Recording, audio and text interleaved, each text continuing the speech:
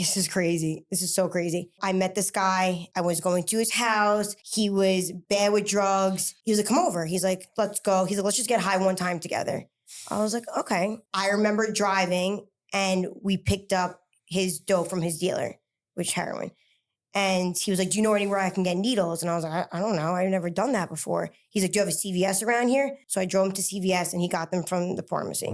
That's when we got high together. I was just sniffing the dope. He was shooting it. Fast forward, we hang out a few days. We're getting high like 3 days in a row now. We're at his house and he gets high. I remember this vividly. I'll never forget. He put like a belt around his arm. I was like really scared. I've never seen this before. He took the needle and like shot up and I just saw his face and he was like so out of it. And I was like, I gotta get out of here. I can't do this. Like, I'm done. I took all the needles, the dope. I'm like, I can't be here.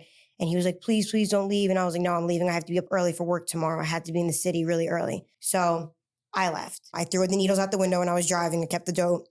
And I get home and he's blowing up my phone. I guess he thinks I'm mad at him. Long story short, he calls me at 6 o'clock in the morning. I don't answer. I call back at 8 because I have to be up. I'm like, let me just call him back, whatever. I call back. It's his mom. What happened last night? And I'm like, what happened? She's like, my son's dead. I'm like, what? Yeah. I was like, she's like, his 3-year-old daughter found him foaming out of the mouth to when she woke him up for school. My heart dropped.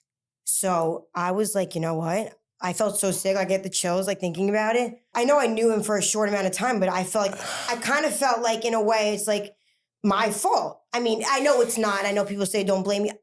I know now, but that's how I felt then. I'm like, this guy's gone. Like, I'm the one who took him to get it. I feel like because I'm a girl, I kind of influenced him a little bit.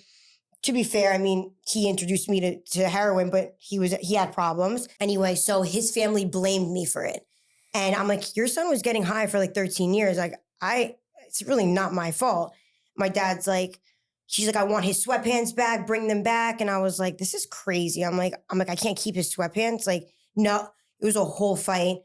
And they're like, you can't come to the funeral. We don't want you there. You're not allowed here. And I was like, you know what? They're hurting. I'm going to give them their space. My dad's like, just stay away from them. But I was really hurt. Like, I was really hurt. I've never experienced something like this. The name of the funeral home was called Cassidy's Funeral Home. Wait, my name's not that common, especially for a funeral home. Yeah. She sent me the card, his sister. It said Cassidy's Funeral Home. So I'm like, I got in touch with the funeral home. I found out where he was buried. I'm like, I went with my friend to go see him. I'm walking to his tombstone, right next to his tombstone. I'm not joking. Right next to it, plot next to it, said Cassidy in big bold letters.